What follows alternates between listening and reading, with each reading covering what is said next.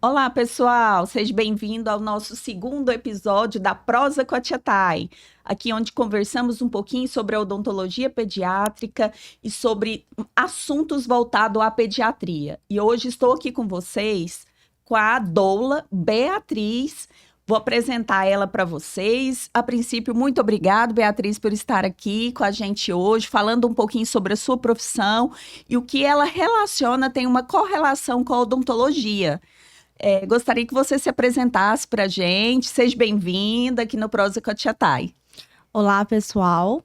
Muito obrigada, Thay, primeiro, pela essa Seja oportunidade. bem-vinda. Muito obrigada. Meu nome é Beatriz Barbosa, sou doula, educadora perinatal, consultora de amamentação e também trabalho com a laser terapia. E hoje a minha profissão, nós andamos em parceria, né? Tanto a consultora de amamentação quanto a odontopediatra. Todos os bebês que eu vejo ali, né, na consultoria de amamentação, que tem ali um freno lingual alterado, que vai impactar 100% na amamentação, sempre indico aí procurar uma odontopediatra, né? Porque a gente sabe hoje que intervenção ajuda em muitos casos. Com certeza. Bia, o que te levou a entrar nessa área de doula, criança? O que te motivou aí a estar entrando nessa área da saúde, né? Onde tantas mãezinhas precisam de um suporte, de um apoio seu aí. O que te fez motivar? Então, na época eu cursava arquitetura, nunca imaginei trabalhar nessa área. Arquitetura. Olha Eu, só. eu eu tava no 7º período de arquitetura e meu sonho era ser arquiteta. Olha, É, mudou 360 graus. totalmente, né? Então, meu sonho era ser arquiteta, montar meu próprio escritório junto com meu esposo, né? Meu esposo é arquiteto.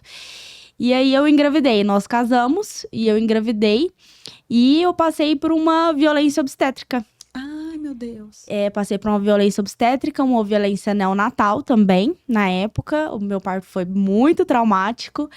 E quando eu passei pelo meu parto, eu comecei a entender no meu pós-parto, né? Comecei a desenvolver ali uma depressão pós-parto.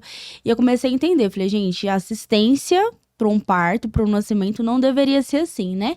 E aí eu comecei a pesquisar um pouquinho sobre o que eu tinha. Começou a estudar, né? Tudo que você estava passando para você poder Sim, entender um pouco mais. entender o que tinha acontecido comigo, né? E a gente sempre teve planos de ter mais filhos. E eu não queria passar pelaquela mesma situação numa próxima gestação. Então, eu comecei a estudar muito. E aí, eu já sabia, né, que existia essa profissão de doula. Mas, na minha época, eu não consegui contratar uma aqui em Goiânia. Porque ainda era Escasso, né? muito escasso, assim. Eu Não... mesmo quando eu tive meu primeiro filho, Beatriz, foi super difícil encontrar uma. O Miguel hoje vai fazer 9 anos. Foi super complicado, que eu contratei, mas assim, pra te falar a verdade, a menina que foi minha doula, ela não era doula, mas me ajudou bastante. Ela é fisioterapeuta Terapeuta. pélvica. Sim. Aí eu falei, por favor, vamos ser minha doula e tudo. Ela, então tá, eu tenho curso, mas nunca atuei. Aí ela foi, me ajudou e eu vi que faz uma diferença muito grande. Muito, muito grande. Eu presenciei isso, né, na própria pele, né? Então, assim, eu tinha aquelas informações básicas que tem ali no Google, Sim. que é um monte de informação, né? Então, às vezes, até a gente se perde ali com tanta informação e, às vezes, até com algumas divergências, né? E aí, eu cheguei no meu esposo, conversei com ele, né? Falei que eu queria entender um pouco mais sobre esse mundo, que eu gostaria de fazer o curso, mas pra mim só não passar por aquilo novamente, né? E não como uma profissão. E aí, na minha primeira aula no curso, eu já apaixonei, já cheguei em casa já toda emocionada e falando pra ele que eu não queria voltar pra faculdade mais, que eu não queria continuar com o meu Parou em curso. qual ano de arquitetura? Eu tava indo pro 7º período. Nossa, muita coisa, gente. 10 eu finalizava, né? Aham. E depois pensei em fazer design, mas aí parece que não me encaixava mais naquele ambiente, né? Não me via mais naquela profissão. E aí eu apaixonei na doulagem e peguei como um propósito de vida mesmo, né? Não deixar outras mulheres passar pelo que eu passei. Por uma má assistência, né? Ser afastada da minha filha, como eu fui. Então, todo o trauma que eu passei ali, hoje eu trabalho, né, para que essas mulheres sejam cada dia mais informadas, que elas tenham direitos, que elas saibam que elas têm direito, né, ali na hora do parto, que elas podem pegar o bebê ali dentro do centro cirúrgico, pode amamentar, contato pele a pele, né? Então, eu me apaixonei. Seu acompanhamento começa pré e pós-parto, né? Isso. Fala um pouquinho pra gente desse pré e pós-parto. Meu acompanhamento começa a partir da 12ª semana de gestação. E eu acompanho toda a gestação da mulher. Então, a gente tem consultorias de educação perinatal durante a gestação, que são fundamentais, né? Hoje eu não trabalho somente com assistência do parto, ou somente pós-parto ainda sim, mas o parto principalmente eu falo que precisa ter essa assistência antes, na gestação. Porque são consultorias ali de 40, 50 minutos, né? Que eu faço com esse casal, com a mãe, com o pai, com a família. Orientando mesmo, principalmente a amamentação, né? Porque na gestação, a gestante, ela consegue assimilar, consegue absorver o máximo de informação possível, né? Uhum. E no pós-parto, tem aí privação de sono. Às vezes a gente vai dar uma consultoria, né? Ao explicar mais coisas teóricas, ela não consegue absorver tanta informação no pós-parto. Então, eu tenho esse acompanhamento na gestação com essas educações perinatais. O acompanhamento do trabalho de parto, para quem opta por parto normal, né? Sim. Então, o trabalho de parto iniciando em casa. No caso, somente o parto normal precisa de uma doula ou o parto cesáreo também precisa? Seria ideal? O ideal no parto cesáreo também. Hoje, nós temos uma equipe que a gente atua muito em cesáreas, trazendo essa humanização para a cesárea, né? Porque a cesárea, quando o parto ele saiu de uma atmosfera domiciliar e foi para uma atmosfera hospitalar, ficou muito robótico, Thay. Então, era aquela coisa, né? Corta ali, mostra ali, coloca do ladinho do rosto da mãe ali, né? Tira uma fotinha, já leva pro berçário, 2, 3 horas depois, essa mãe e esse bebê se reencontravam, né? Aí que ia ter a amamentação, né? Tinha oscilação de hormônio, né, e tudo mais. E na cesárea hoje, a gente trabalha de uma forma diferente. Então, eu entro pra cesárea, eu acompanho essa mamãe desde a hora que ela interna ali no hospital. Então, a gente dá a entrada na internação juntas, né? Eu oriento qual roupa utilizar, o que precisa retirar pra estar entrando dentro do centro cirúrgico. Auxilio essa mulher no posicionamento até da anestesia também. Então, coloco ela ali na posição pra realizar, né, a hack. E depois da hack, a gente deita essa mamãe, a gente retira a camisola dela, né? Não amarramos mais os braços, graças a Deus. Então, é um procedimento bem mais humanizado, bem mais acolhedor. E aí, o bebezinho nasce ali, o pediatra, ele sempre me entrega, né, o bebê, eu coloco esse bebê em contato, pele a pele com essa mãe, fica amamentando ali. Então, hoje, o que a gente vê, né? Que quando tem a presença de uma doula na cesárea, porque muitos bebês nascendo ao mesmo tempo. Igual ontem mesmo foram 4 cesáreas ao mesmo tempo, né? E para um pediatra. Então, ele fez ali a sala, o bebê nasceu, fez os primeiros cuidados, o bebê tava bem, ele já me entregou e foi pro próximo, né? E aí, eu coloquei em contato pele a pele, a gente ficou 1 hora ali em contato pele a pele, estimulamos ali, né? Tem alguns bebezinhos que já tem um estímulo já de sucção, outros demoram um pouquinho mais. A gente já consegue dar uma olhadinha ali para ver se tem algum freno lingual alterado, já estimula ali para essa mãe amamentar, né? Coloca o bebezinho ali em contato com a mama. Já vi um trabalho que você faz que eu acho super interessante, que é o da placenta. Você põe num papel, entrega pra mãe. Sim. Depois elas fazem um quadrinho, alguma coisa. Eu já entrego, já entrego moldurado já. Hoje é o meu presente que eu dou pra elas, né? E aí eu tenho na minha folha já tem uma arte já que eu pedi pra uma artista fazer pra mim. E aí ali eu coloco já a data, né? O peso, a hora que o bebê nasceu. Aí agora as mães estão me pedindo muito pra eu já colocar com o pezinho já, né? Aí eu carimbo o pezinho também, junto. E já entrego pra essa mamãe ali no hospital mesmo, já, moldurado. E aí elas gostam tanto que elas colocam até ali como, às vezes, porta-maternidade, né? Fica bem bonitinho. Fica bem bonito também. No quartinho, uma lembrança bem bacana. Bia, e como que a odontopediatria faz... Como você traz a odontopediatria ali pro seu lado ali do seu trabalho, fazendo parte do seu trabalho? Thay, hoje, o que mais eu vejo as mulheres com dificuldade não é nem tanto o parto, né? Mas sim o pós-parto. Principalmente o amamentar, né? a amamentação ali imediata, né? Uhum. Porque as mães que passam por uma cesárea, elas estão anestesiadas. Então, elas não têm muita sensibilidade nas mamas, né? Uhum. E o primeiro contato ali com a boquinha do bebê, nessa mama, é fundamental para ser uma pega correta, para não machucar ela e ela não ter dificuldade também nas próximas mamadas, né? E eu vejo muitos bebês com dificuldades, tensões também, né? Uhum. Então, um bebezinho que se a gente já pega ali pra mamar e ele tá todo tenso, né? Às vezes a gente precisa fazer algumas liberações ali dessa tensão. E a linguinha, né? Que hoje é um fator genético, né? Sim. A frenectomia. Eu nasci com a língua presa e o meu caçula nasceu com a língua presa. Eu mesmo fiz a frenectomia dele com 2 dias no berço. Minha mãe quase morreu. Eu falei, segura pra mim a cabecinha que eu vou fazer. Trouxe tudo esterilizado do consultório e ali mesmo eu realizei. Por quê? Porque eu queria ter prazer naquela amamentação. E eu não tava tendo, tava me machucando, tava ferindo o bico do seio, fazendo laser, aplicando aquelas pomadas, Dersane óleo, um monte de coisa. E não tava resolvendo. Falei, não é possível que esse menino tenha a língua presa. Fui lá olhar a língua presa. Aí eu já dei ali o cortezinho em casa mesmo. E tudo resolveu, graças a Deus. Eu falo que quando tem, né, a língua presa e a gente entende que esse bebê ele precisa passar por essa intervenção, é um alívio muito grande pra mãe, né, que não vai ter... Como que as mães entendem isso, Bia? Assim, elas sabem hoje que existe o teste da linguinha, que há essa necessidade de cortar para ter uma melhor amamentação, uma pega melhor. E não é só a pega, né? Depois também vem a alimentação dessa criança, a fala dessa criança, que a língua alterada atrapalha várias coisas. Em várias coisas.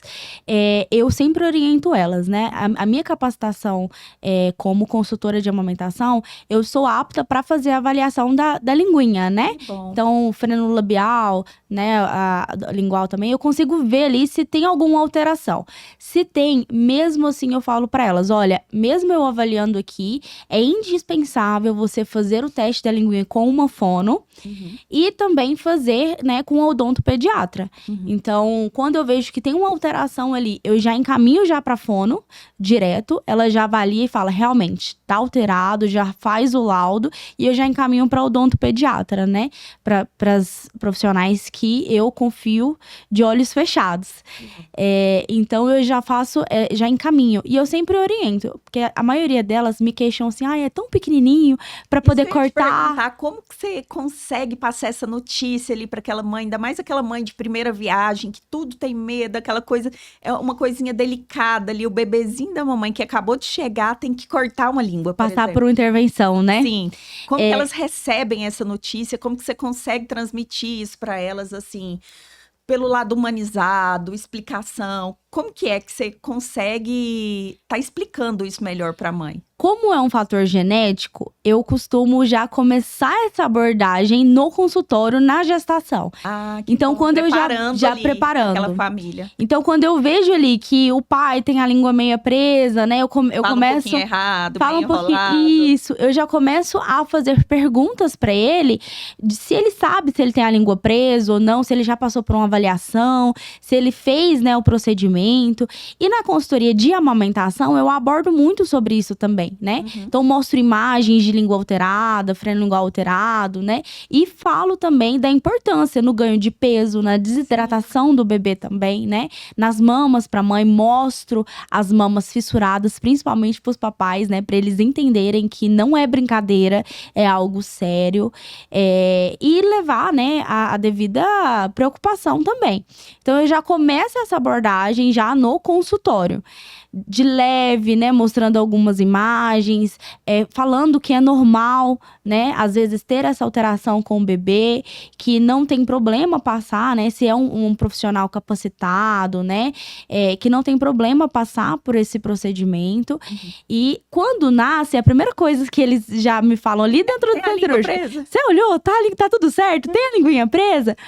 E alguns bebês eu falo, olha, tá tudo certo, outros Porque não. tem aquela língua duvidosa, né? Tem aquela língua duvidosa. Que passa por você, passa pela fono, chega até mim, eu falo, meu Deus, essa é aquela língua duvidosa mesmo, que temos que fazer vários testes, às vezes esperar mais uns dias o desenvolvimento da criança para depois dar um diagnóstico fechado. Fechado.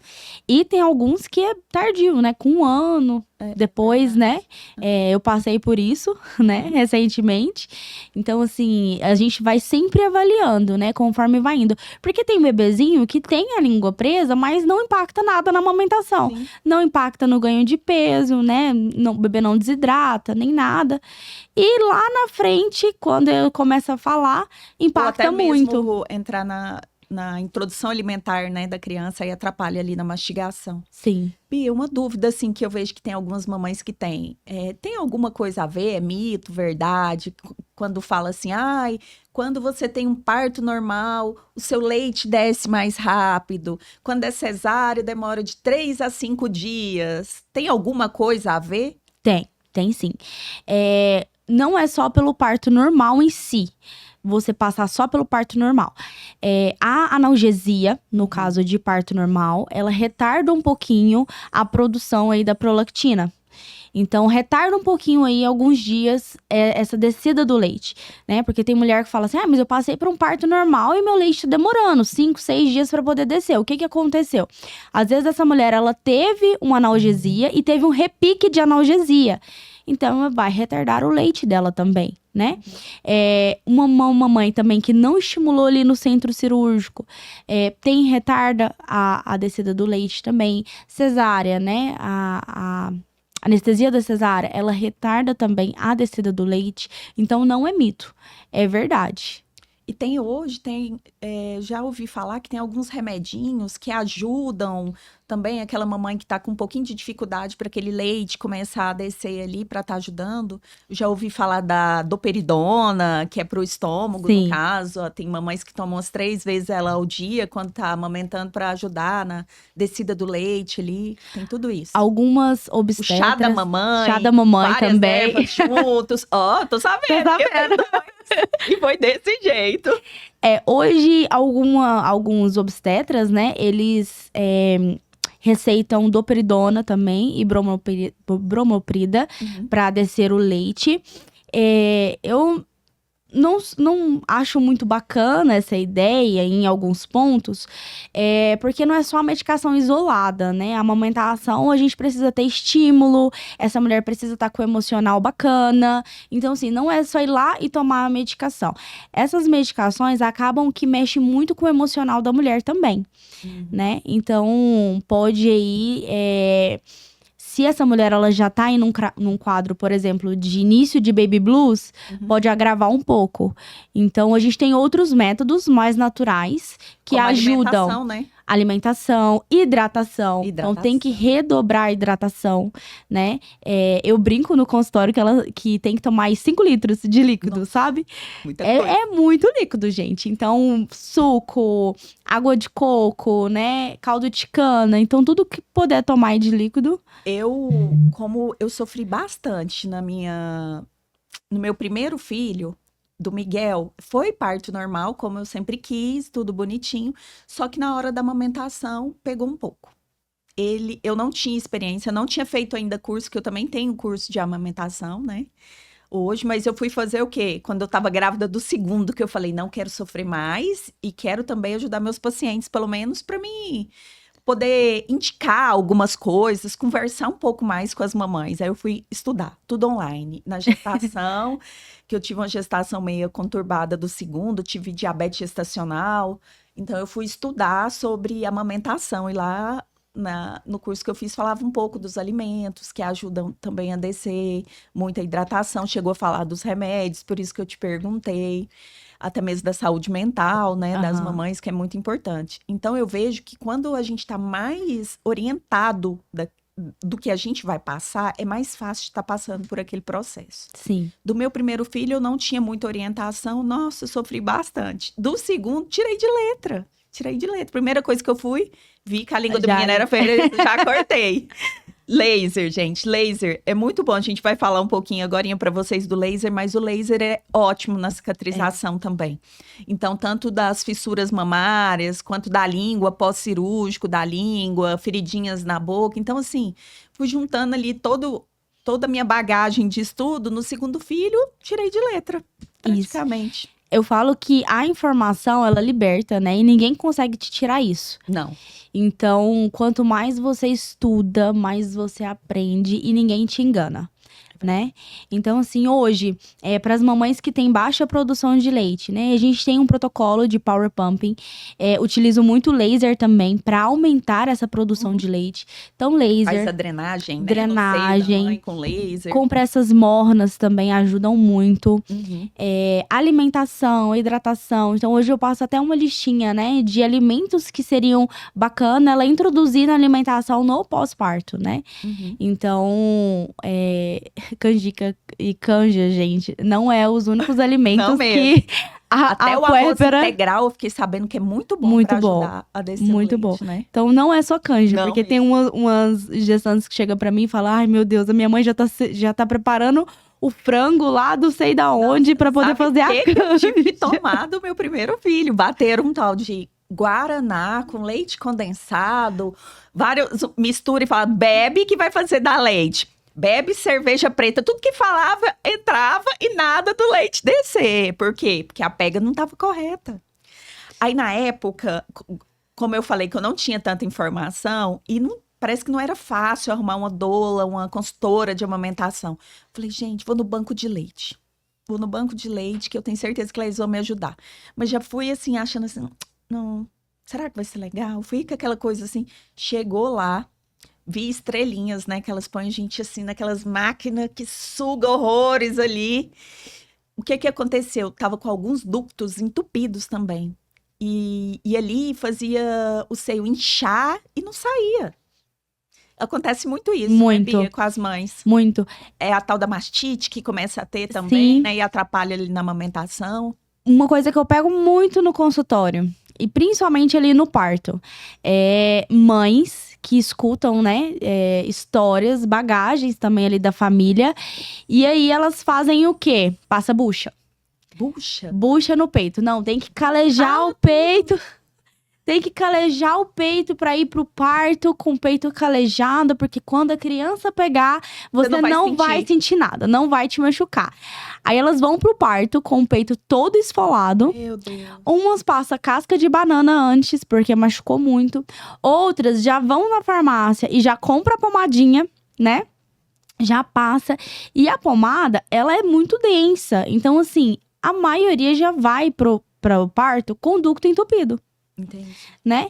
E aí vai ali pro conducto entupido, aí o bebê começa a mamar, não sai nada, o bebê já vai ficando irritado, aquele bebê que chora a noite inteira, ela não sabe o que fazer, entra com a fórmula, né? E aí o risco do desmame é bem maior. Né? Então, assim, eu sempre oriento. A mama, ninguém precisa fazer nada, gente. Não existe isso de calejar o peito. A amamentação, igual a Thay falou, tem que ser confortável, tanto pra mãe quanto pro bebê também, né?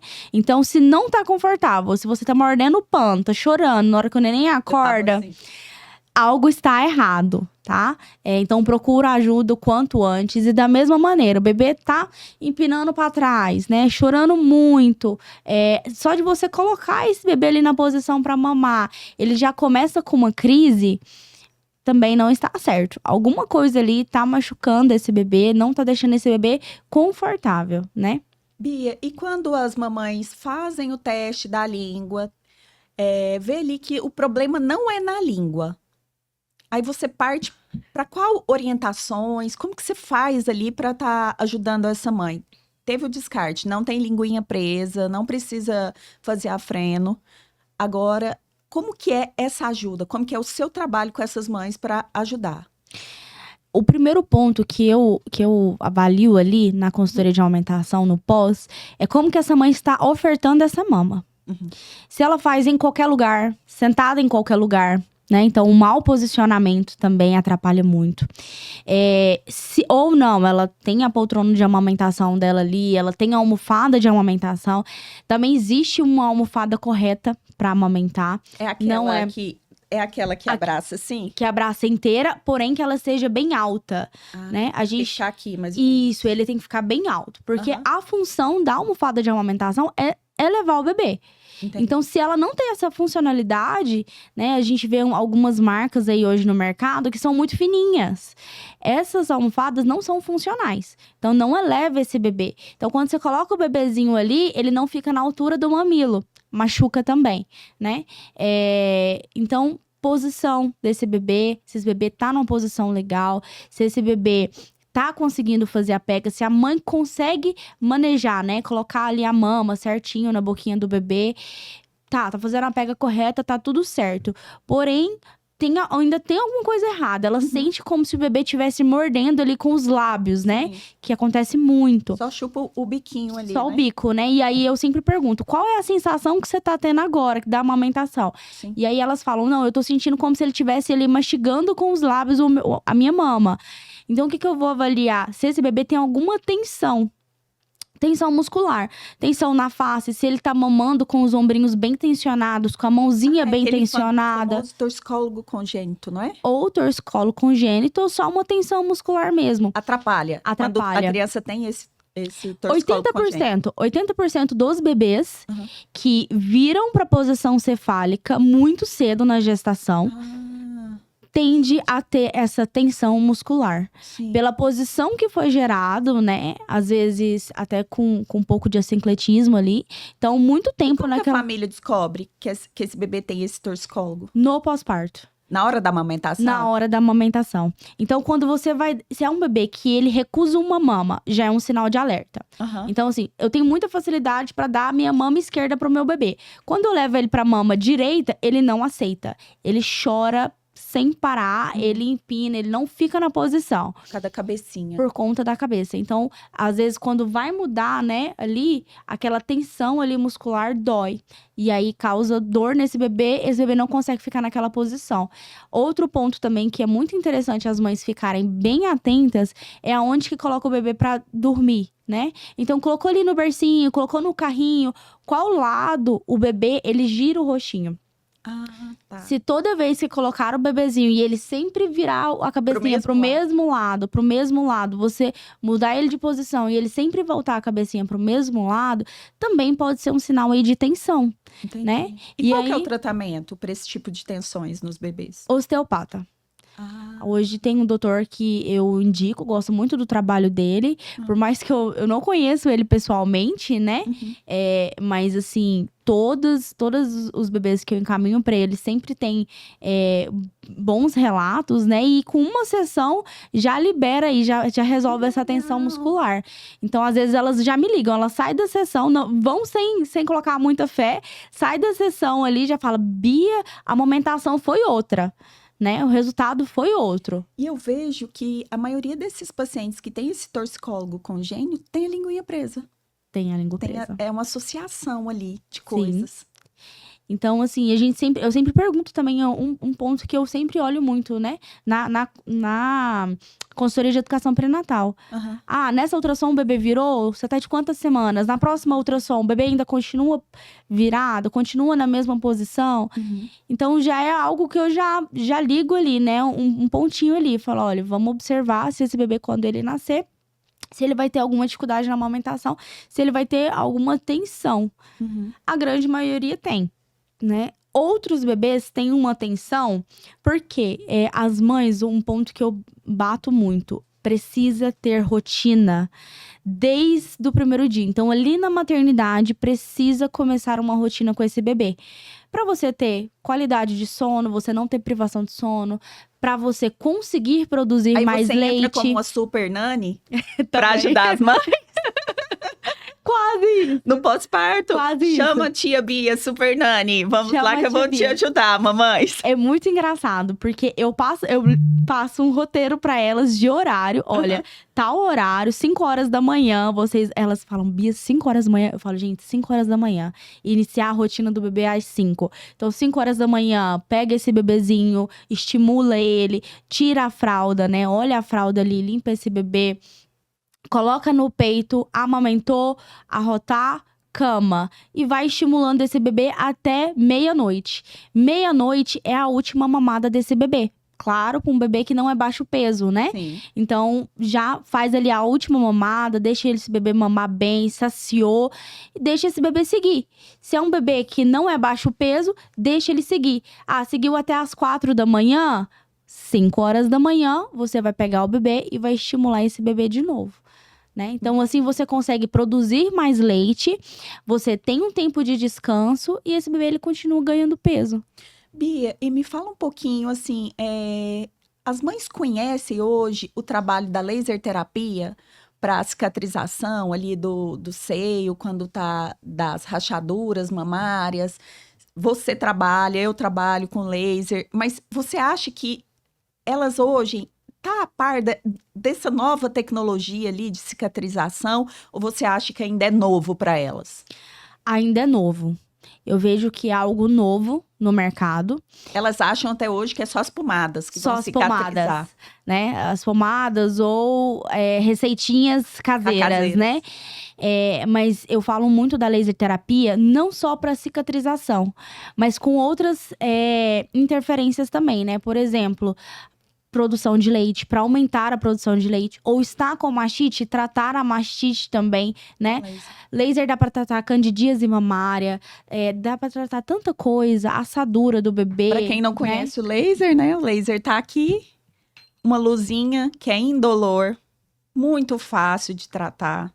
Tem os jaules certos para colocar, né? Em cada fissura, em cada tratamento. Cada tratamento usa... tem a posologia certa, os jaules certos, uma luzinha vermelhinha, que não dói nada, que ninguém dá nada por ela, e ela é anti-inflamatória, antibacteriana, analgésica, que ajuda em tanta coisa, né? Eu uso laser Isso hoje é a pra modernidade. tudo. Isso é a modernidade. Lá em casa a gente brinca. As meninas... Eu também uso pra tudo lá em casa. Todos os dias a gente tem um momento do laser. Então... Você faz ILIB? ILIB. Eu faço filhas? nelas, faço no Gabrielzinho também. Uhum. Então, a Aurora, ela tava com bastante questões respiratórias, né? A gente fez até recentemente uma cirurgia nela também. E todos os dias eu faço ILIB neles, né? Em todo mundo ali de casa. Eu começo a ver que esse tempo mais seco, né? Eu já corro, já coloco a pulseirinha em cada um. E a gente faz ali 20, 30 minutinhos de ILIB. Então, hoje eu uso pra tudo. Quando a gente realizou a frenectomia também, né? Gente, tem poucos dias que eu realizei uma frenectomia na baixinha dela. Tem quantos anos? Ela tem vai fazer 3 anos agora. Vai fazer 3 aninhos agora. Dia e a 18. Bia vai poder relatar um pouquinho para vocês, tanto que a gente achou um pouquinho mais complicado fazer essa cirurgia numa criança maiorzinha já, uma criança que entende o que a gente tá fazendo, né, Bia? Foi bem tenso. Foi. Conta aí um pouquinho pro pessoal, Bia. Meu esposo, como a gente falou, é uma questão genética, né? Meu esposo, ele tem a língua presa. E ele veio descobrir recentemente também, porque eu falei assim, deixa eu ver só a língua, porque não tem base, esses meninos saem tudo com a língua presa, porque eu não tenho a língua presa. E ele tem uma excelente dicção, né? Eu falei, não, deixa eu ver só a língua. E a língua dele é muito presa, muito, não eleva nada. E achamos a causa de onde que vem essas línguas presas. E o meu bebê de 6 meses agora, o Gabriel, recém-nascido. Também foi parto normal, né? Na hora que eu peguei ele aqui, que eu levantei ele na minha frente, que ele chorou, que ele abriu a boca, eu olhei pra língua, aí eu comecei a rir. Eu falei, meu filho, veio completinho, né? E foi super tranquilo, gente. Super tá realizando tranquilo. a frenectomia nele, bebê. Na primeira semana, a gente chegou em casa, no primeiro dia, né? Foi. Eu já entrei em contato com a Thay e falei, olha, tem um bebezinho aqui que vai precisar de uma frenectomia. Mas então você já se chegou a prepara. sentir, assim, na Muito. pega dele, na amamentação, Muito. você já sentiu? Falou, não, isso daqui eu não dou conta. Fissurou muito minha mama, muito. Mesmo você aplicando laser. Mesmo aplicando laser, pega super certa, fissurou muito. E eu vi que ele tinha uma tensão também, muscular. Tá. E eu já entrei em contato já, tanto com você quanto com a Fono também, né? A Fono foi no mesmo dia lá no hospital pra mim, pra poder fazer já as primeiras intervenções ali, né? E já melhorou aí uns 30% só das massagens, dos estímulos ali, já melhorou já uns 30%. E recebemos alta já agendei um horário com a Thay e falei, não, já vou fazer essa intervenção porque eu não aguento. Eu amo amamentar, né? Amamentei as meninas aí por mais de ano. Então, assim, eu não aguento amamentar com essa dor. Porque é absurdo a dor. Eu falo que o parto foi até mais fácil em comparação à dor da amamentação. E aí, já fiz a intervenção, foi rapidinho, né? Já aplicou o laser ali também. Em casa, eu continuei aplicando o laser para cicatrização e também para dor. Né, que o laser tem essa tecnologia também, né, de analgésico. Então, continuei fazendo essas aplicações e foi super tranquilo o processo. A Aurora, eu já tinha visto que ela tinha a língua presa, só que aquele ponto, né? Não impactou nada na amamentação. Pelo contrário, ela mama super bem, até demais, né?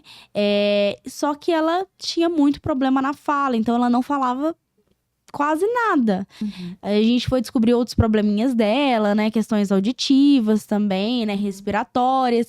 E ela passou por muita intervenção. Então, de novembro do ano passado para até essas últimas semanas, ela passou por muitas cirurgias, por muitas intervenções, né? Então, é uma criança maior, uma criança que já entende mais, né? Então, assim, até não tem como. Sofreu, né, tadinha? Querendo ou não, com várias intervenções. Porque, assim, só dela ver a máscara e a luva, ela já fica aterrorizada, né? Então, a gente teve que fazer uma contenção nela ali, porque precisava realizar o procedimento. E o pós dela, eu achei muito mais desafiador do que o do Gabriel. Certeza. Porque do Gabrielzinho ali, super tranquilo. Ele mamava muito bem, não parou de mamar. O que aconteceu com a Aurora, gente, foi assim... Tivemos que dar anestesia nela, na linguinha, né? Quando é bebê, só um anestésico tópico ali, você faz a freno. Agora, na Aurora, a gente teve que anestesiar. Foi feita uma cirurgia a laser, né? A gente sedou ela também, teve sedação com óxido nitroso. No início funcionou bem, depois ela teve uma alerta. Temos que conter ela ali, com a ajuda, um segurando o outro. Então, foi bem desafiador mesmo. Foi. Da Aurora. O que aconteceu? Ela mordeu a língua. Muito. Quando terminou a cirurgia, ainda falei, Bia, cuidado para ela não morder essa língua. Cuidado para ela não morder essa língua. Foi certeiro. No outro dia, recebi uma foto daquela língua metade branca. Falei, Bia, o que aconteceu? Aí ela, não sei, tô te mandando a foto. Eu falei, gente, sei, ela mordeu a língua. E como a Bia tem o laser, foi aplicando laser, né, Bia? 3 sessões. 3 sessões de laser. 3 sessões. E ela ficou um pouquinho com falta de apetite, né, Bia? Ela ficou com falta de apetite, não queria comer nada. Aí era suco, né? Que é o que ela é apaixonada. Então, eu dava muito suco pra ela, sorvete também, dava picolézinho pra ela. E a língua dela, no outro dia que realizou o procedimento, a língua dela, a ponta da língua dela tava branca. Branca, inchada, que ela não conseguia falar. Ela mordeu. Babava muito. E, assim, bem grossinha, né, Thay? E aí, depois eu fui puxar na memória, eu falei, gente, ela mordia muito. E como ela tem muita força e anestesiado, né, ali, às vezes ela não sentiu nada. Então, ela ficava mordendo ali pra sentir essa língua mais anestesiada. Tava uma língua meio boba, né, vamos dizer assim. Então, eu acho que ela ficou encucada com aquela língua ali e ela ficou mordendo. Só que ela não tinha noção a força ali da mordida. Não tem, porque não sente. Não sente. Então, ela machucou muito, ela feriu muito a língua dela. E o laser te ajudou bastante. No outro dia, eu levei ela pra fono, né? Que ela faz acompanhamento com a fono também. Outra coisa muito importante, né? Sim. Que tem que ter o acompanhamento pós-frenectomia com a fono, pra fono orientar ali, né? Fazer exercícios, né? Essa reabilitação dessa língua. Não adianta só fazer a freno e não ter um acompanhamento com a fono também. Não, tem que realizar o acompanhamento com a fono. Então, o Gabriel eu fiz, né? Esse acompanhamento também, ele recebeu alta. E agora eu faço com a Aurora também, né? A Aurora a gente iniciou por questões de dicção, né? E foi até a fono que me orientou. Ela falou assim, olha, você percebeu que a linguinha dela é presa? Eu falei assim, não, isso daí eu já sei, até do dia que ela nasceu. Mas eu vim empurrando com a barriga, vamos se dizer assim, né? Porque eu fiquei justamente naquela posição, né? Nossa, tão pequenininha, tadinha, nasceu agora. Pra que passar por isso, né? Não tá me machucando, nem nada. Então, vamos deixar mais pra frente. Talvez nem vai precisar. Não tem muito essa conversa de talvez não vai precisar, não. Porque uma hora precisa, né? E começou a atrapalhar muito ela na dicção. Igual ontem ela falou morango pra mim. Gracinha! Ela falou tão bonitinho que, sabe assim, quando você até para e fala, como é que é, filha? morango, mamãe. Então, hoje ela faz acompanhamento com a fono. E no outro dia, pós a frenectomia, a fono que me alertou. Falou, Bia, a língua dela tá muito branca. Não é candidíase? Eu falei assim, não, porque tava tudo esterilizado, né? Uhum. Eu acho que ela mordeu. Aí foi quando a gente foi estudar certinho, viu que ela tinha mordido bastante. Fiz 3 sessões de laser, né? O laser, ele tem uma ação até 72 horas. Uhum. Então, eu fiz 3 dias de laser seguido. Eu tenho as fotos, né? Até te caminhei as fotos, né? É muito rápido, assim, a cicatrização com laser. Então, foram 3 sessões e ela foi vendo também a evolução da língua dela. Ela, na segunda aplicação, ela já estava comendo normalmente já.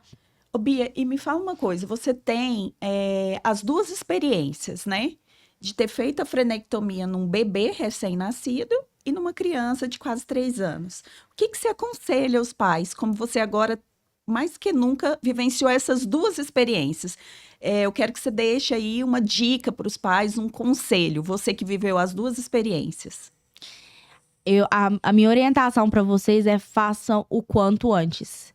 Recebeu a alta ali da maternidade, tem o diagnóstico, já procura um odontopediatra e já realiza a frenectomia.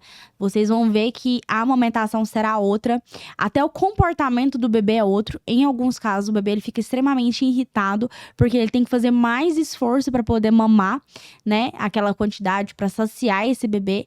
Então, esse esforço acaba que causa muita irritação para esse bebê. Então, avaliou esse bebê ali na maternidade, né? Teve uma avaliação meio duvidosa, refaça, tá? Refaça. Mas teve ali o diagnóstico de freno lingual alterado, entra com intervenção o quanto antes. Vocês vão ver aí que vai ser libertadora a amamentação de vocês. Vai ser bem mais fácil, bem mais leve esse pós-parto também. Não deixa pra fazer igual eu fiz, gente. Você viu, né? Passou pelas 2 experiências. Não compensa. Recém-nascida, a gente fica com dorzinha ali na hora, chora mínimo ali, né? E já vai pra casa, nem tá lembrando mais. Não, e outra, gente, o que ajuda na cicatrização da frenectomia de um bebê é a própria amamentação, o leite materno. A própria amamentação. O leite materno já tá ali, ajuda na cicatrização. Uma coisa, Thay, que eu vi que eu tive muita dificuldade no pós, foi a questão justamente disso. Porque quando é um recém-nascido, é leite materno. Sim. Então, não é nada sólido, né? Não é uma comida. E a Aurora, eu tive muita dificuldade, porque ela queria comer e ela não conseguia. Então, toda vez que ela dolorido. Tava muito dolorido. Até caldinho, né? Sopinha ali que eu fiz pra ela. Pegava ali, por mais um macarrãozinho, a gente cozinhava ali até quase derreter. Ela tinha muita dificuldade em comer, né? E o bebê não. O recém-nascido, ele é leite materno. Então, o leite materno tá em temperatura ambiente, Sim. né? Então, não causa esse desconforto da temperatura. Né, é o mais saudável, né? Tem ali microbiótica, né? Que ajuda ali nessa cicatrização também. Então, o ideal é fazer ali recém-nascido, né? Não fazer essa frenectomia tardia. Ah, meu bebê, minha criança, né? Igual eu até te indiquei, meu irmão. Foi. 8 anos de idade, falava completamente errado, né? Eu chamei os pais, falei, olha, precisamos entrar com intervenção aqui, né? Pra ajudar ele. Então, com 8 anos, ele realizou a frenectomia. Já é uma criança mais velha. Que entende mais fácil nesse processo, né? Ficou quietinho, contido ali. O pós também foi fácil, né? Porque já sabe que precisa comer, né? Consegue falar, né? Se tá doendo, se não dá conta. Não, e outra coisa, hoje, igual lá no meu consultório, a gente faz a frenectomia a laser. Então, ela não precisa, não tem aqueles pontos incomodando depois da cirurgia, espetando ali, incomodando, acumulando até mesmo comida, sujeira ali, né? O laser, ele vai cortando e cauterizando. Ali já vai cicatrizando, não tem sangramento. Não assusta. O campo operatório, até mesmo para mim, profissional, é mais fácil, é mais limpo, eu enxergo melhor. Sim. Entendeu? Então, assim, hoje essa tecnologia do laser tá nos ajuda muito. Muito mesmo. Bia, e o que você deixa aí de recomendação para os papais, as mamães que estão sofrendo aí na amamentação? Procurar ajuda o quanto antes, né? A gente tem hoje uma conversa antiga, né? Que fala assim, é até calejar. Depois que calejou o peito, você não vai sentir mais nada. Essa de até calejar, gente, não existe. tá? Da mesma maneira que não existe aquela conversa, aquela balela de seu leite tá fraco, seu leite tá ralo, né? Aham. Não existe isso. Então, hoje o que vocês precisam, viu que tá tendo qualquer dificuldade ali na amamentação, não deixa o peito ali ferir demais, né? Eu já peguei mamães aí sem o bico do peito, né? Então, assim, chegou num ponto ali absurdo, né? De cair o E mamilo. hoje eu vejo que a gente tem muito recurso, né, para estar ajudando aquela mãe ali na amamentação, igual tá aqui na sua mesa, tem as Sim. conchas, né, os silicones que ajuda. Então, tem alguns itens que na consultoria eu falo, né? Aham. Até nessa parte eu sempre oriento. Eu falo, olha, com uma consultora de amamentação, vocês vão economizar.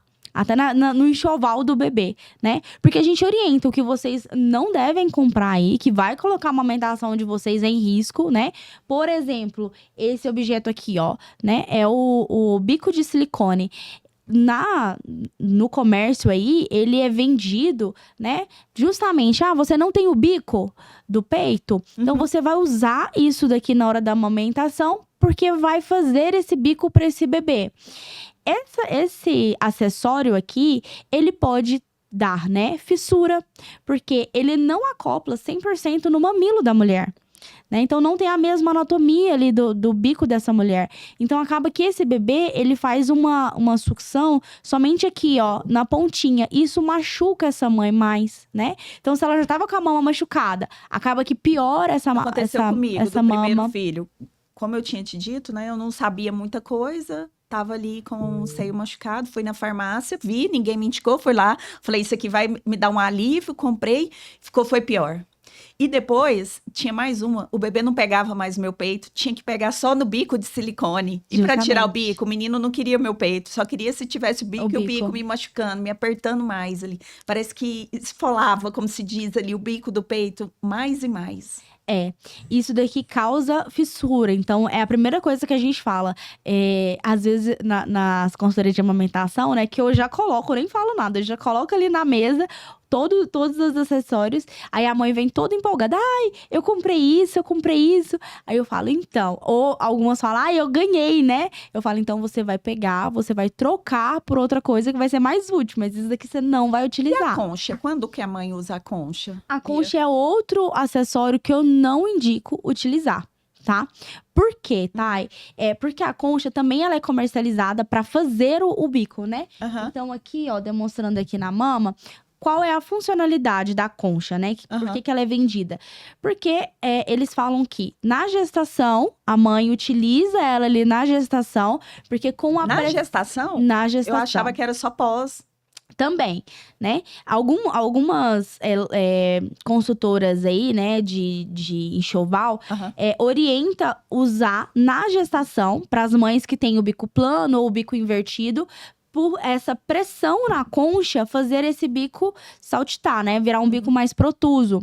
Só que o que acontece? Essa pressão aqui pode causar aqui na auréola um ducto entupido, tá? Porque fica úmido o tempo todo. Fica uma pressão ali nessa mama e acaba que causa uma pressão aqui na glândula mamária também, tá? Então, um bico que fica extremamente enrijecido, um bico que causa fissura, é um bico que fica você mais indica ressecado. pro bico invertido, no caso, para estar ajudando as mamães que têm o bico do peito invertido. Bico do peito invertido é Posicionamento. para dentro, no caso. Pra dentro, isso. Aquele bico Que da é mama pra que é pra dentro. dentro, né? Que Aham. você não sente ali o mamilo, né? Aham. O biquinho.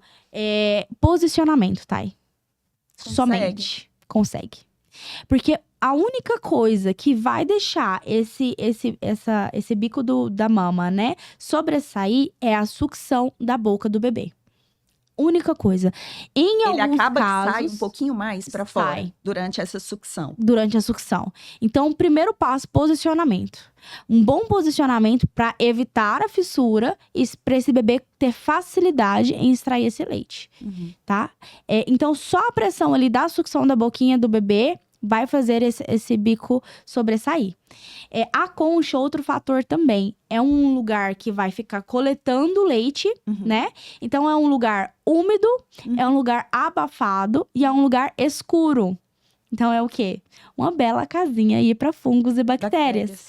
Então, se essa mãe ela já está com a mama machucada, né? E ela fica ali por 1, 2 horas com esse leite ali, com essa mama muito Que cai aí úmida. dentro da concha o leite, né? Cai aqui Fica. dentro. Fica.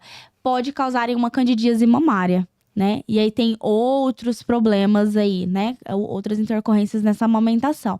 Então, são 2 itens que eu não oriento investir, tá? Então, é o bico de silicone e nem a concha. Outra coisa também que eu oriento muito, bomba extratora de leite. Invistam em uma boa bomba extratora de leite, porque Sim, vocês vão me ajudou utilizar muito. essa bomba do primeiro dia até o último Último. dia da amamentação. Uma coisa que eu ouço muito no consultório é: não comprei a bomba, porque ela é cara. Uhum. E eu vou esperar ter leite para me poder comprar a bomba. Para me ver como que vai ser minha produção de leite para me comprar a bomba. A bomba hoje, tá? Eu oriento utilizar de várias maneiras. Se você tem pouco leite, você vai fazer um protocolo de power pumping junto com Sim. o laser para aumentar essa produção de leite. Se você tem muito leite, você vai utilizar a bomba para poder esvaziar, para te dar mais conforto, né? Ali, tirar dor também. Se você vai voltar ao trabalho, você precisa da bomba. Então, se você vai para uma consulta médica no pós-parto e não quer levar o bebê, você precisa ordenhar esse leite. Então, a bomba, ela é um acessório fundamental ali no pós, né? Eu falo que vai ser sua melhor amiga. Aham. Então, investir em uma boa bomba também, de Eu usei qualidade. bastante. Bia, e me fala outra coisa aqui, que é a dúvida de muitas pessoas. É bico. O bico, né? No caso, a chupeta e a mamadeira. Me fala um pouquinho. Você acha mesmo que causa confusão ali de bico do seio com a chupeta, com o bico da mamadeira, e isso faz a criança deixar o quanto antes o seio da mãe, né? Sim, faz. A chupeta, eu não sou contra a chupeta, né? Até acho interessante a ideia da chupeta em um ponto, né? Porque todo ser humano, ele precisa fazer uma sucção não nutritiva, que é o que vai acalentar esse bebê, é o que vai acalmar, que vai ninar esse bebê. Então, é o que remete à vida intrauterina desse bebê também. E na estrogestação, o bebê ele tem uma demanda enorme de sucção, tá? Então, não é só por fome. O bebê não mama só por fome. Ele mama por vários outros pontos. E a mãe, ela tem que entender. Você quer ser essa sucção não nutritiva para o seu bebê? Não é o que vai engordar o seu bebê, não é a sucção que vai saciar o seu bebê. Mas é uma sucção que vai acalentar, que vai... eu falo que a gente não alimenta não só o físico, né? A gente alimenta a alma do bebê também. Então, se essa mãe parar e falar, não, tá ficando muito cansativo pra mim. Eu já estou com a mama meio dolorida, né? Com muita sensibilidade. Eu não consigo ficar com o bebê 24 horas no peito, com essa demanda alta. Então, introduz a chupeta, porque ele vai solicitar essa sucção, você dando a chupeta ou não, né? E aí é onde que o bebê faz na mão, é onde que o bebê faz no dedo. Justamente. Então, assim, eu falo que a chupeta é melhor do que o dedo, porque o dedo não tem como você tirar. Não tem como cortar. Não tem como cortar, né? A chupeta você faz... Hoje tem técnicas, né? Você faz um Sim. furinho ali na chupeta, tira aquele ar ali dentro da chupeta. Coloca uma chia, deixa inchar ali dentro da chupeta, achar que é uma bactéria. Olha o bichinho dentro da chupeta. Já perde Troca por um totalmente o brinquedo interesse. pro Papai Noel, um ovo de Páscoa com coelho da Páscoa, né? Eu também não sou totalmente a favor e nem contra a chupeta. Eu, como dentista, eu vou deixar minha opinião aqui, que a chupeta depende muito do que cada família tá vivendo. Sim. Entendeu? O emocional daquela mãe, é a demanda que aquela criança tá pedindo. Igual você comentou agora, a criança, às vezes, precisa dessa sucção. E quando não tá com a chupeta, fica só na mãe ali. E às vezes não tá nem alimentando, só tá chupetando aquele peito para ter aquele acalento. Então, assim, não digo que eu sou contra, nem que eu sou a favor, mas eu digo que precisamos rever o conceito daquela família. Sim. Da demanda daquela família. Então, cada família tem uma realidade, né? é é individual, É. cada família. O pós-parto, tem muita mãe que chega muito metódico, né? Assim, não vou dar chupeta, não vou dar mamadeira, vou fazer isso, vou fazer aquilo. E segue de uma maneira que acaba que fica uma maternidade pesada, né? Essa mulher, ela fica adoecida emocionalmente, adoece todo o ambiente, né? A casa, o próprio bebê, porque a mãe e o bebê é ligados, né? Então, assim, o bebê sente tudo ali. Então, se essa mãe, ela não tá bem, se ela tá cansada, se ela tá sobrecarregada, esse bebê também fica estressado, ele também fica incomodado, né? Então, assim, precisa avaliar o contexto familiar, né? É uma família que tem rede de apoio? Nossa, já ajuda demais. É muito importante a rede de apoio Já da ajuda família. demais, né? Não tem rede de apoio nenhuma. É só o pai e a mãe. Eles precisam se alternar ali, né? 24 horas. Então, os dois vai chegar um ponto que os dois vão ficar exaustos, Sim. né? Então, um ponto que entra a rotina, né? Eu entro também como uma super nani. Então, a rotina ali, eu falo, gente, rotina é super importante. Então, não é vocês criarem uma rotina pro bebê e a família inteira entrar nessa nova rotina. Não. Antes desse bebê existir, essa casa, ela já tinha uma rotina. Esses pais já tinham uma realidade, né? Hoje, eu entrei, assim,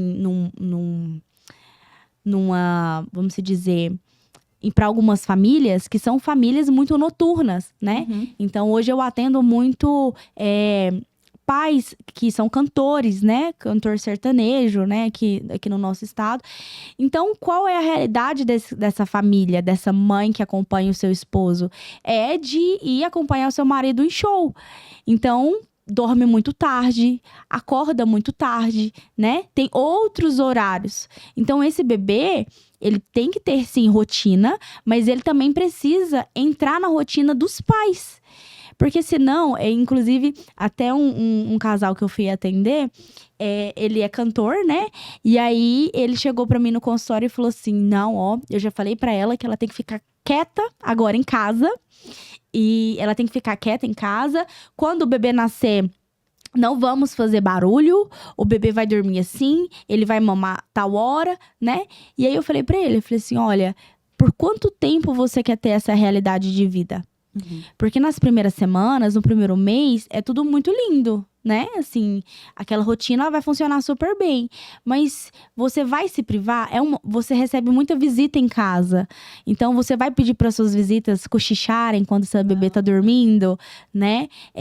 Como você vai se comportar durante anos, né? Então, estabelecer regras e incluir esse bebê na rotina da família, né? E não criar uma rotina aleatória para esse bebê.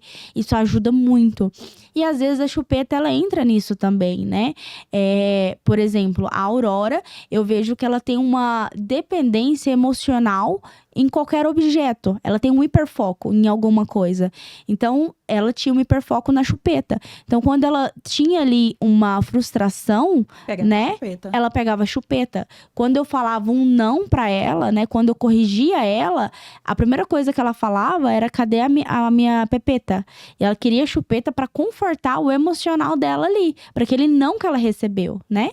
E já o Gabriel, ele tanto faz quanto tanto fez, assim. Esses tempos pra trás, ele ficou uns 15 dias com a chupeta perdida e ele dormiu normalmente, tava tranquilo, né? Então, não é uma criança que depende da chupeta. Eu aconselho muitos pais, Bion, que dá a chupeta pra criança, pro bebê, que tirar antes dos 2 anos. Porque eu vejo, por experiência própria mesmo, da minha casa, que passou dos 2 anos ali com a chupeta, cria um vínculo emocional muito forte com aquela chupeta e é mais difícil de você tirar aquela chupeta. Então, assim, recomendo mesmo antes dos 2 anos tirar a chupeta. Eu acho mais fácil. A Helena, ela tinha uma dependência emocional, né? Porque ela já estava com 3 anos. E eu decidi não tirar a chupeta dela tão cedo, porque eu estava grávida, estava vindo outro bebê e ia, né? Chocar, né? Chocar, né? O bebê, a criança, ela volta, né? Ela regride muito ali. Então, ela voltou a engatinhar, voltou a falar igual um neném, né? Então, eu decidi não retirar a chupeta dela muito rápido. E aí, eu usei a tática da fada do dente. né? Certo. Que ela queria o dentinho mole, que caísse. Eu falei assim, ó, a fada do dente não vem se você não entregar a sua chupeta primeiro. Já a Aurora, a gente fez uma viagem e eu joguei. Meu pai pegou a chupeta dela e jogou no lago. Ó, o peixe levou a chupeta, né? Então, Então, foi assim, tem que trabalhar, tem que ver o contexto dessa família, como que, se essa família tem rede de apoio, não tem, né? ótimo. Uhum. E tentar ser o mais leve possível. A mamadeira, eu já falo que já tem já mais perigo, vamos se dizer assim, né? Uhum. Porque a mamadeira, ela tem tanto uma confusão de bico, quanto uma confusão de fluxo, Uhum. né? Que pode acontecer também. Bia, e o que você deixa de mensagem para os ouvintes, todo mundo que está nos vendo aí nessa prosa que tivemos hoje, sobre o trabalho em equipe de uma doula com uma odontopediatra? É fundamental, né? Essa assistência multidisciplinar. Uhum. Então, Até mesmo com uma fono também, com uma né? fono Muito também. importante. Então, hoje, assim, não é que uma consultora de amamentação vai fazer a função de uma odontopediatra ou de uma fono. Não. Cada uma tem a sua atuação e a gente trabalha em conjunto para um bem maior, que essa família, é esse bebê, né? Então, a minha orientação para todo mundo, para todas as mamães que estão nos assistindo, procura aí informação, né? Entenda mais sobre a amamentação, entenda mais sobre esse procedimento. Nem todos os bebês precisam também, né? É verdade. Nem todos os bebês precisam, mas entendam que, mesmo o meu bebê não tendo um freno lingual alterado, é interessante eu levar no odontopediatra? Sim, né?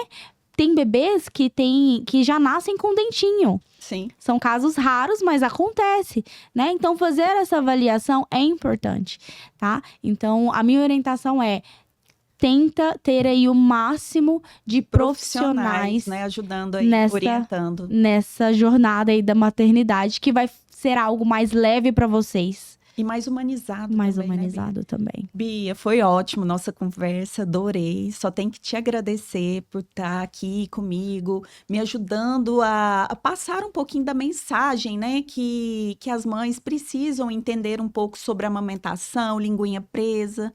Muito obrigada mesmo por participar aqui com a gente hoje. E, pessoal, seguem a Bia lá na rede social dela. Qual que é o seu Instagram, Bia? Beatriz Barbosa, a Doula, Doula.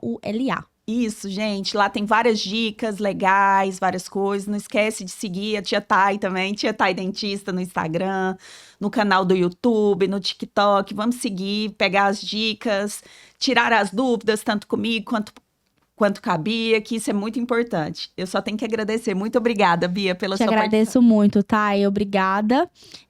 Que bom que você tá com esse canal agora, né? que Mais bom. um meio aí pra estar Sim. informando tantas mamães. Isso é muito valioso. Parabéns pelo seu trabalho, pelo seu Obrigada. novo projeto. Desejo todo sucesso. E muito obrigada por abrir pra mim, pra eu poder contar um isso. pouquinho da minha história e Vai do meu vir mais vezes. profissional. Com certeza. Muito obrigada, Eu que Bia. agradeço. Até mais. Até mais.